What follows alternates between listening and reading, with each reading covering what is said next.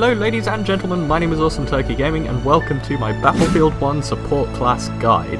In this so-called guide I'm just going to be giving you tips and tricks for the support class, and I'm going to be telling you a bit about how to play it properly, or at least properly in my eyes.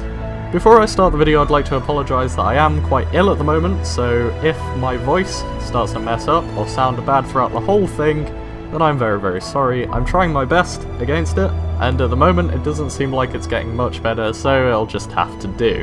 The first thing that I'd like to say about the support class is that it can be played well if you play it properly, and I'll have to admit that it has a completely different playstyle to the other classes, or at least that's what I think.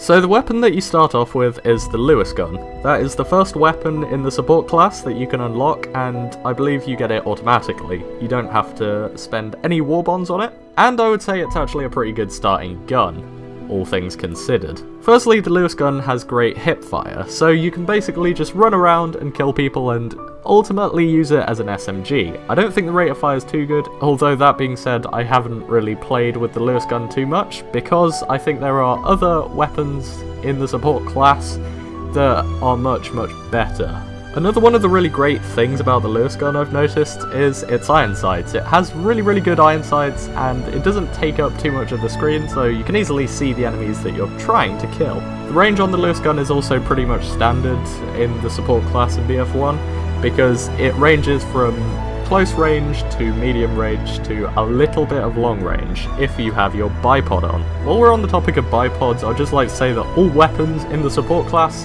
have bipod. That is all of them apart from the TheATG, I believe. So if you are going to try and play the support class, then you're going to want to play it right and use the bipods. Now the way that you can use the bipods is either to go prone by pressing Z, or I think it's holding B on a controller. Don't hold me to that, I haven't played BF1 with a controller yet. Or if you aim down the sights on a ledge or on a rock or something, then you will see that you have deployed a bipod. Having a bipod basically increases your accuracy to a certain extent and reduces the recoil by a significant amount dependent on the weapon. Now the thing with the TheATG, the level 10 weapon in the support class, is it's already got an extremely reduced recoil pattern. So that basically means there is no need whatsoever for one of these bipods. The support class is also exclusive to ammo crates.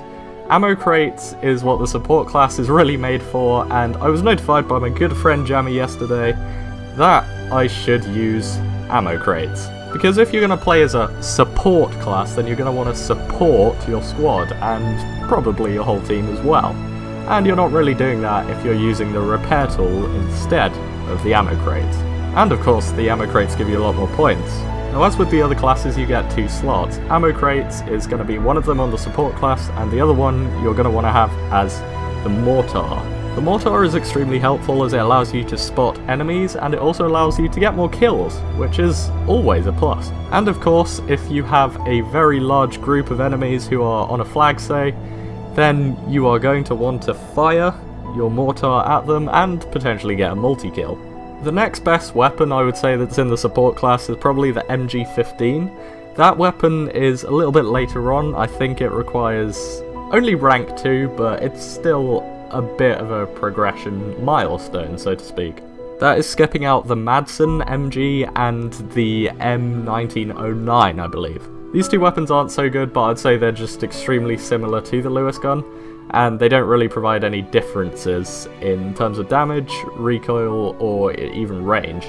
However, the MG15 has a very high ammo capacity and a very high rate of fire, which is really awesome because the rate of fire isn't too much, so that the ammo capacity is basically non-existent, meaning that you can get multiple kills without having to reload. At the moment I don't use the MG15 too much, but if you are going to use the MG15, I would say use bipods, because throughout the time that I used the MG15, trying to get to rank 3 I think, I was using it without a bipod and trying to hip fire and fire while standing up or crouching, and it provided a pretty terrible time for me, because recoil was going everywhere.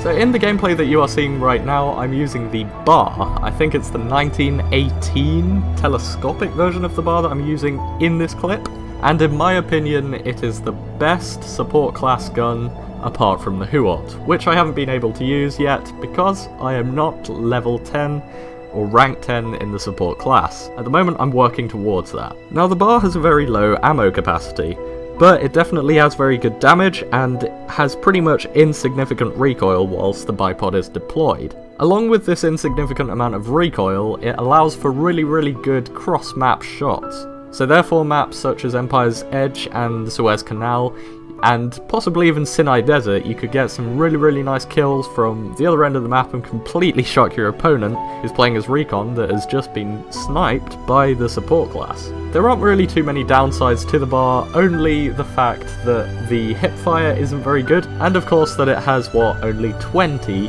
bullets as ammo capacity, which is pretty much nothing, even compared to the SMGs in the Assault class. However, this was a typical characteristic for the bar, as you can see in real life and in many other games such as World at War, and in Red Orchestra 2 you can see that the ammo capacity in those games was very low, and I wouldn't expect no less in World War 1. So there you have it guys, that was my support class guide, so to speak, tips and tricks, whatever you want to call it. At the moment I'm really enjoying Battlefield 1, I sort of took a little bit of a break, like a week or so of it, and then I suddenly just got back into it. I've been watching a lot of other Battlefield YouTubers, they've definitely been getting me back into it. And the only class that I've been rocking at the moment is the support class, and I have realised that it's an amazing class. And the reasons that I listed in this video are the reasons why I like it so much. So yeah guys, thank you so much for watching, and I'll see you in the next video.